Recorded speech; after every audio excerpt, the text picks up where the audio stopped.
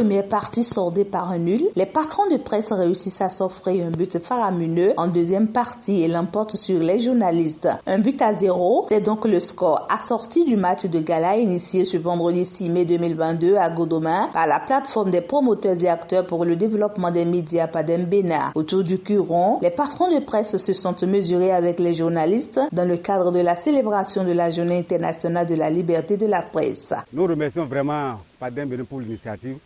On aimerait que cette initiative se pérennise, se poursuive chaque année. Et cela nous permet chaque fois de nous retrouver parce que en dehors des stress, des rédactions, il faut que nous nous retrouvions de temps en temps autour du jeu, du football qui est une activité très saine pour nous distraire. Donc c'est ce que nous avons fait ce soir. Je remercie le président Basil Chibozo pour cette initiative qui ne cesse de mener chaque année. L'adversaire en face a été tenace et très expérimenté, a reconnu l'équipe des journalistes vaincus lors de cette compétition avant de remercier la plateforme des promoteurs et acteurs pour le développement des médias pour l'opportunité à eux offerte. Ils ont aussi demandé que cette initiative soit pérennisée pour les prochaines éditions. Oui, forcément, c'est une déception. Ça, après une défaite, c'est la déception. Malgré tout ce qu'on a donné on a déployé comme effort, les vétérans ont su quand même nous contenir. C'est vrai que l'expérience, à un moment donné, a pris le dessus, mais on aura tout donné. Et l'arbitrage également a joué en leur faveur, forcément, puisque un but a été marqué délibérément. L'arbitre est le seul maître du terrain, donc il a dû prendre la décision qui convient aux vétérans. Sinon, dans l'ensemble, nous nous sommes donnés, mais bon, voilà, c'est un match de football, c'est un jeu, et il faut un gagnant et un perdant. C'est une très belle initiative parce que si à chaque année nous nous retrouvons comme ça pour célébrer notre journée, je pense que c'est une très bonne chose.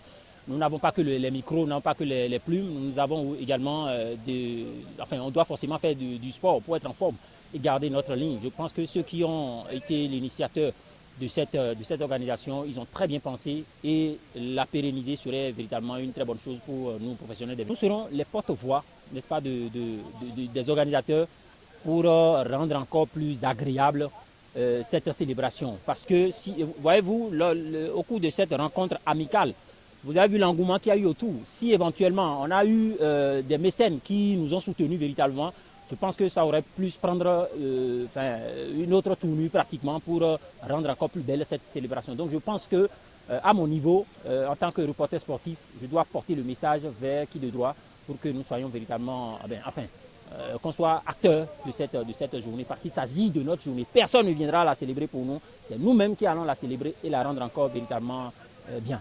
Les joueurs, hommes des médias, ont profité de cette journée pour expliquer les motifs de recul qu'a pris la presse béninoise dans le récent classement du Reporters sans frontières. Ils ont interpellé la HAC et les fêtières à jouer leur partition pour un meilleur fonctionnement des médias au Bénin. Le message, c'est au niveau de nos fêtières.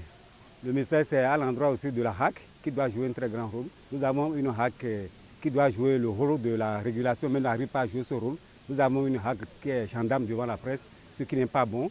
Nous avons aussi la loi sur le numérique qui ne nous permet pas de nous libérer. Quand vous livrez une information, quand vous avez un dossier, on vous met le numérique derrière. C'est ça surtout qui a été à la base de ce que nous vivons et le recul est là. C'est sur ça que Reporters sans frontières se bat chaque année. Je crois que c'est la HAC en collaboration avec nos fêtières qui doivent jouer le rôle. Je crois que s'il n'a pas ça, le Bénin pourra retrouver son niveau d'antan. Les participants n'ont pas manqué de souhaiter une heureuse fête aux hommes et aux femmes de la presse qui, selon eux, se battent au quotidien pour leur livrer des informations vraies. Ils ont aussi exhorté à continuer dans cette perspective. D'abord, je vous souhaite une bonne fête parce que la journée internationale de la liberté de la presse, c'est une journée de réflexion qui permettra aux organes de mieux cerner les goulets d'étranglement qui vivent au quotidien dans l'exercice de leur métier, parce qu'on parle de la liberté de la presse, mais on ne le constate pas parce qu'il y a des lois du pays aussi qu'il faut respecter. La liberté ne veut pas dire, ne permet pas aux journalistes de dire tout ce qu'ils pensent qui n'est pas vrai. Il faut relayer des informations vraies. Ce qui fait qu'en cette journée, moi j'exhorte la presse à aller à la quête de la vraie information et de ne diffuser que des vraies informations pour vraiment, on dit, la liberté, ça se mérite. pour réellement mériter cette liberté devant les autorités. Parce que s'il y a de fausses informations, ça veut dire que le journaliste se crée des problèmes.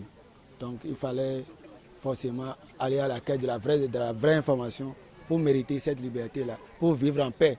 Il faut préciser que cette fête organisée par l'APADEM Bénin sera continuelle avec d'autres programmes en vue.